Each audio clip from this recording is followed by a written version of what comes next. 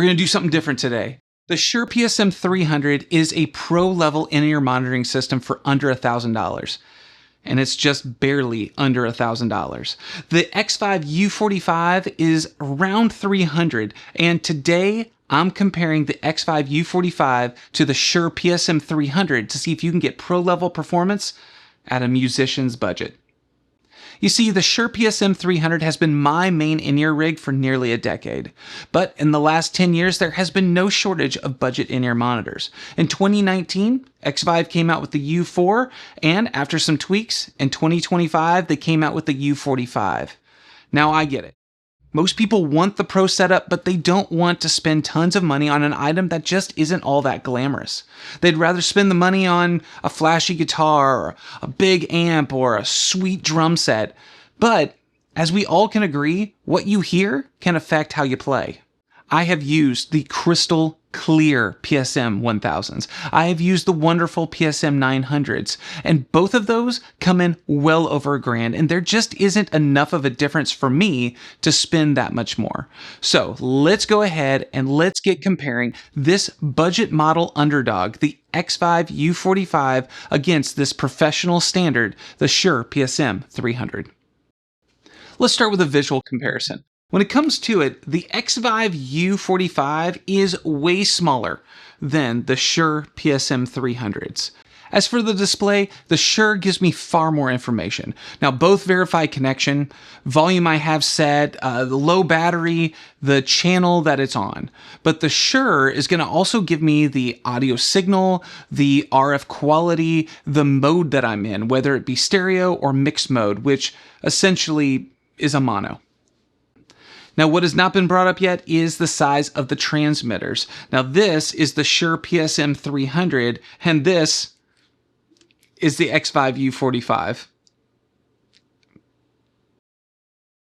Both units are going to show me the channel and whether I'm in aux or line mode, but the Shure is going to do quite a bit more. It's going to tell me whether I'm in stereo or in mixed mode. Again, essentially that is mono, and the input level also allows me to attenuate the volume, the level, with an external knob. Back to the receivers, they both have a metal chassis, and due to the scan function, they both can get up and running in just seconds. The Shure gets a cool sync function, many channel options, and come with some decent earbuds.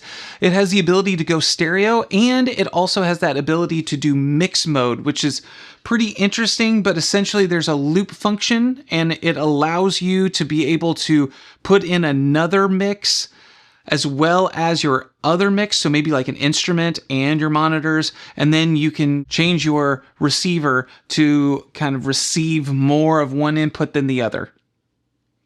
Sounds confusing. It could be cool. I've never used it. Let's put it this way. If you are a power trio, one PSM 300 unit will cost the same as 3 of these units. So that's 3 audio mixes that now can go to 3 different people. Plus, you don't have to buy batteries because these get rechargeable. So you've saved some money there.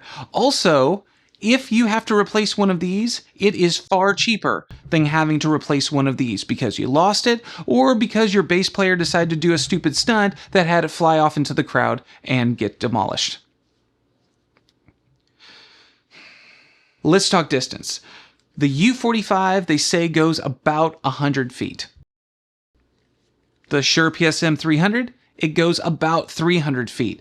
Now, I have had this one go farther than 100 feet. I'm not quite sure how far it was, but I know it was farther. No drops, no nothing. Everything's good to go.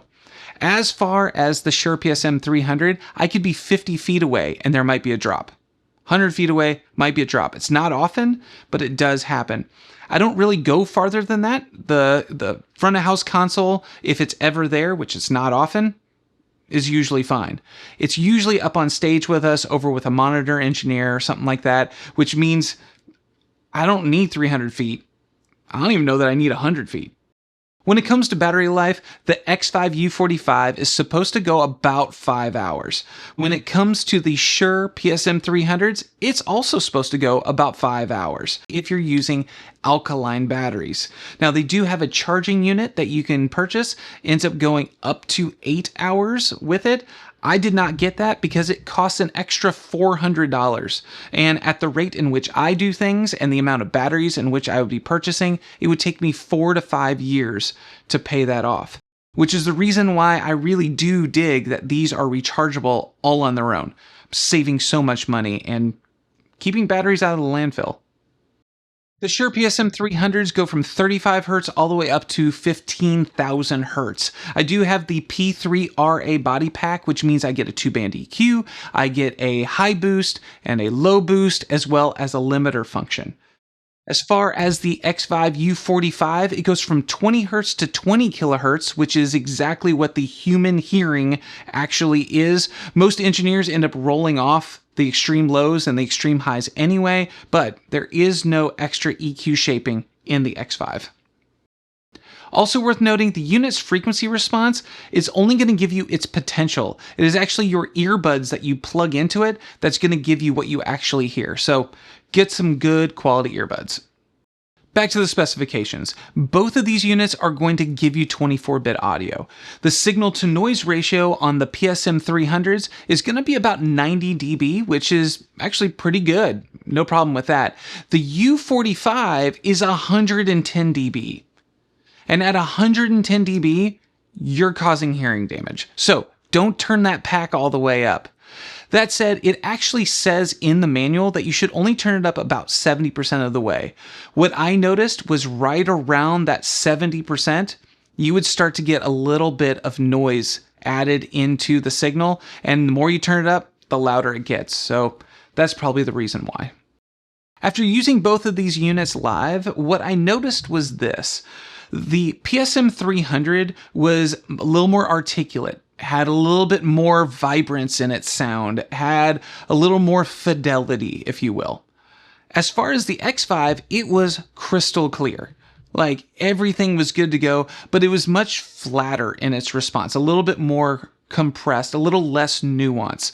So, sure, makes sense. This is 5.8 gigahertz of all pure digital sound, and this is a digital conversion to an analog conversion to another digital conversion. Things are going on. Things are going on with this one. The last thing to talk about, it comes down to a speed test. How fast can you actually set these things up? Well, if you have your in-ears racked and you have fresh batteries in your receiver and you end up having a wall plug nearby or space in a power conditioner that's already plugged in, there's really no difference between the two. But if it's not true for any of those things, the Xvive is plug, play, ready to go in seconds every time. So let's answer the question. Does the Xvive U45 meet the standards of pro model gear? And the answer to that is, in my opinion, 80% of what that pro model PSM300 does, the Xvive U45 can do. I also believe that you're going to save quite a bit of money not having to pay for AA's, instead just recharging this bad boy. I think it's awesome that it's small and that you don't need a rack case in order to be able to keep track of everything and make sure it's easy to put things in and out. I also think that this thing is cheap in comparison. This is a third of the cost of a Shure PSM300 and like a seventh of the cost of a PSM900. And I also think that the U45 can be used globally, and that is fantastic. Being a 5.8 gigahertz, you don't have to worry about any of those UHF restrictions that keep coming up or are found in other different countries. And the final one is that the U45 is a good quality backup system. It's a low cost and it takes up very little space. Areas where it's not going to win so much, well, it's not going to win for stadium tours. The distance of 100 feet in comparison to 300, that's a little bit tight. Also, the U45 won't win for multi-channel setups. I mean, you only get 6 different channels with this one, which means it's 6 different independent mixes. Sure, you could go ahead and run like 2 of these for every one of these, or 3 of these for every one of these, and so multiple people can have them, but for me, I would like to have a little bit more involvement if I have more in my band. Also, the U45, it won't win for stereo mix lovers. I use stereo mix at church. The reason why is because we have 6 to 7 people playing, and I like spacing out certain things to be able to hear certain things and certain people in different ways. But when I'm a power trio, when I'm playing live and I have a quick setup, when I am going someplace new for the first time, I usually go mono, which means this would be fine.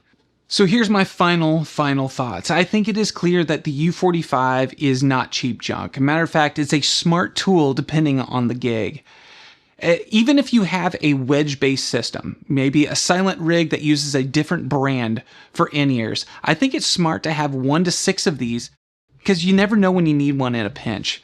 I also think if you're on a budget, this is a solid choice. There's no need for some of those extras like having an extra rack case of things or having to deal with more space. A matter of fact, if you have wedges, you have far more space that's being taken up, and wedges oftentimes cost at least this much, if not more, to have. Another big thing you have to keep in mind is the amount of aux sends that a board has. A lot of them don't have enough for everyone to go stereo. So if you are a solo musician or a power trio, maybe. But if you're in a band of 4 to 5 people, well, you have to go mono anyway. And in which case, this is the perfect setup. So it really leaves it to you. What is your needs? What is your desires? What is your budget? Only you can make that decision.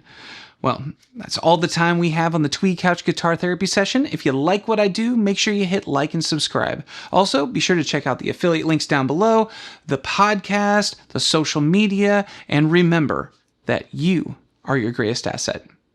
Until next time.